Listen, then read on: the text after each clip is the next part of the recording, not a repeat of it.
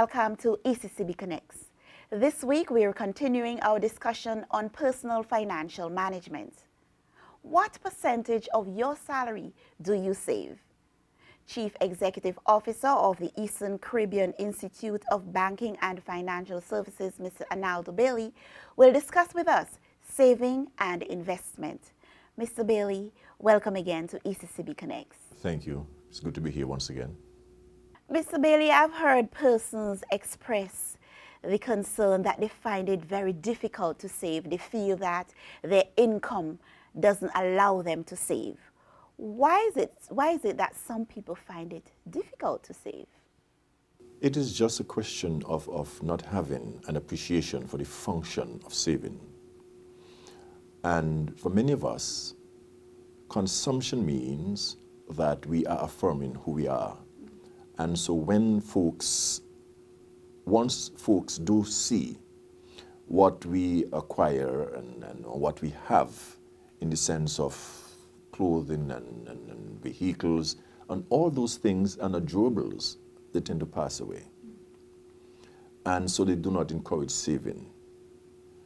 Saving means that you would have acquired some inflow, some resource, and instead of allowing that resource to just flow away, some is retained so that you can have whenever the supply is restricted. And so if you are to not save, then we all know that circumstances conspire against things being normal.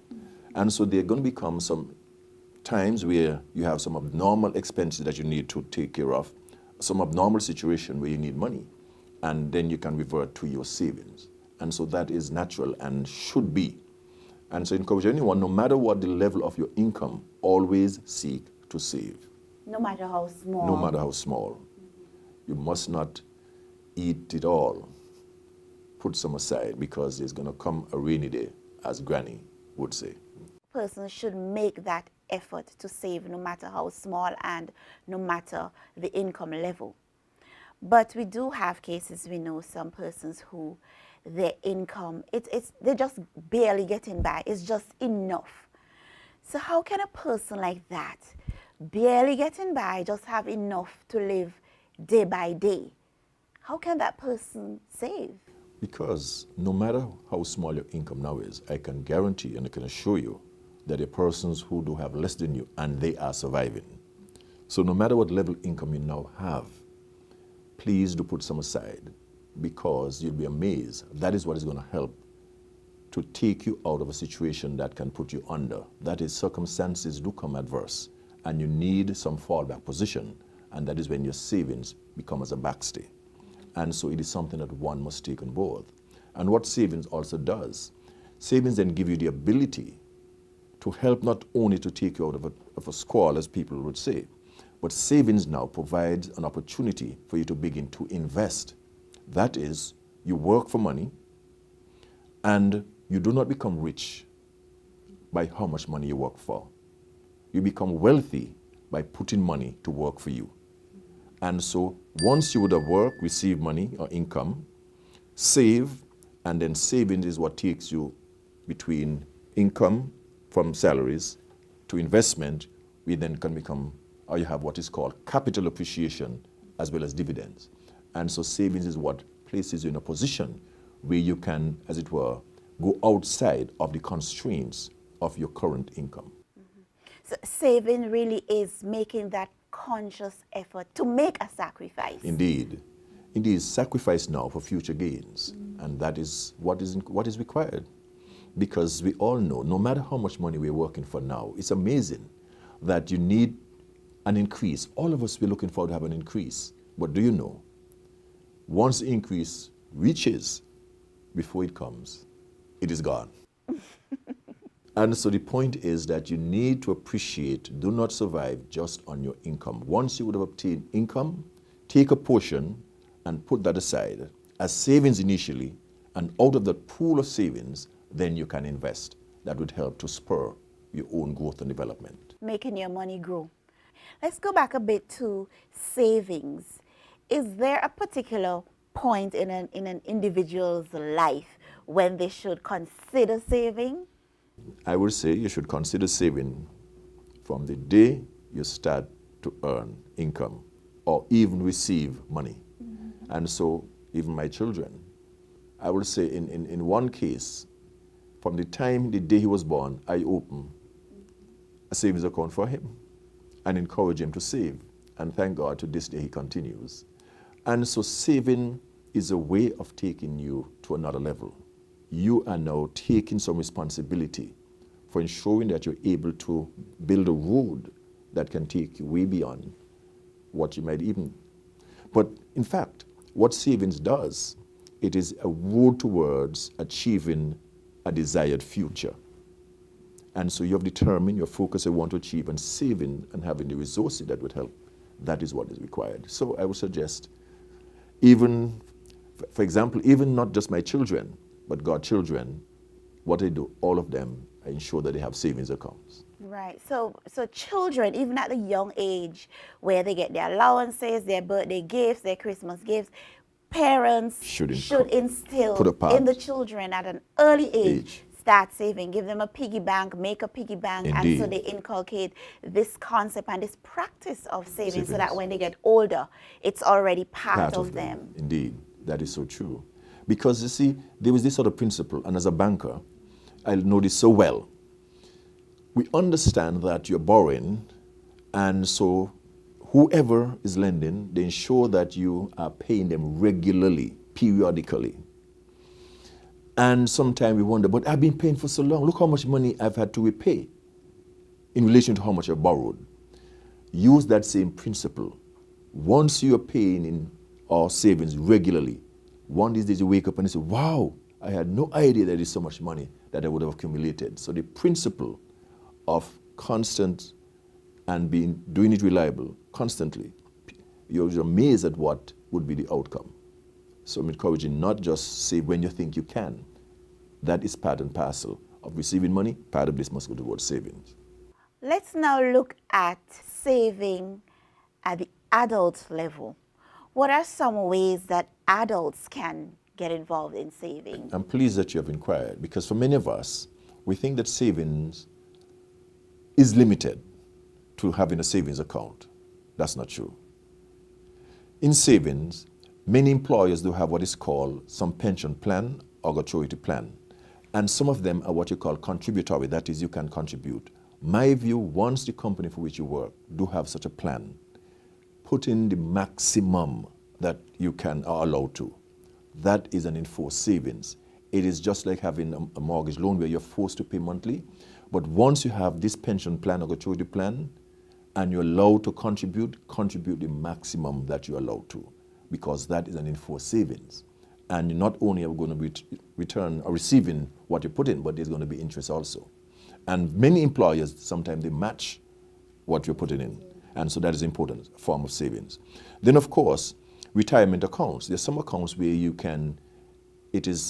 place monthly, regularly, and it's a retirement account. And such retirement accounts, generally, they carry a higher interest rate. Then, of course, you have your mortgage installments. Of course, we want to say, how mortgage help you to save? The mortgage is an outlay. But if you were to accelerate your payments, that is, pay more frequently, or you pay more, then you're literally saving money. And so there's a form of savings. And of course, many of us do not love this one. There are many institutions that offer senior citizens discounts. So many of us don't want to be in the senior citizens line, but it's a way of saving. And I would suggest there are all these ways and means of savings or saving money. And so do save, not just for a rainy day, but save because you want to ensure that your nest egg is that much larger when you do retire. Now, you did mention also about investment. Investment is not about making money. Investment does two things. Yes, investment is about growing, but also protecting your wealth. And so wealth is a function of seeking to have your money to grow. And if you're not saving, then there's no way that you're going to be able to be investing. And so that is what is required. Investing is what takes us out of no matter what circumstance we are now, it takes us to another level. And so encourage everyone, no matter what your level of income, be sure to be saving and then move on to the point where you are investing. Saving would be sort of easy for a number of persons to understand, because you go to the bank, you lodge your money there, you're saving. But with respect to investment, what sort of investment opportunities are there for the people of our region? Right. We lament that there are not many investment opportunities, but there's always. For example, one may seek to get involved in purchasing of shares or stocks in a company, and there are several entities around that offer shares. But investing can also mean that you can start a business on the side. And for us, there are many of us who do have skills and competencies, and we would utilize them for free. But I can assure you, if you were to invest in enhancing and utilizing your skills and competencies outside of your regular work, you'll be amazed what it does for you. For example, there are persons who can bake, some people can do hair, and so on. If you were to just, instead of just baking when you feel like it, if you were to invest in an industrial sort of, maybe a mixer, and so you can do a whole batch of cakes and so on, that is a way of investing. So you do not buy where you buy a product because, well, I need it and use it once in a while. See it as an investment. I know that I can bake cakes, I know that I can do preserves, and so I am going to now invest in buying the equipment that would help me to take it to another level, not just a little domestic. And of course, here in St. Kitts Nevis, we are fortunate in that there is the security exchange that is near to us, Eastern Caribbean Securities Exchange, and they're always, every day, details in relation to what is happening in stocks on the exchange, that is purchasing and selling. And so persons should now become acquainted, because this information puts us in a position where we can have choices in terms of where am I going to direct my resources. And so encourage people to begin once again to look at those corporations where you can purchase. There's the we don't want to get there, there are the Hosfords, there is TDC, there's National Bank, Bank of Nevis, and of course there is the Flow, or what was then called Scantel, and there are many other such agencies. And within the region, I mean, you mentioned companies in St. Kitts and Nevis, Sure. But in the region, Right you have the across the electricity regions, companies throughout the region, and even Flow in each country, and Sure. other companies in the different countries that offer shares. Thanks for that reminder, because it certainly speaks to what I just fell into the trap that we all do. We seem to think that we are limited by our geographic or domestic or local domain.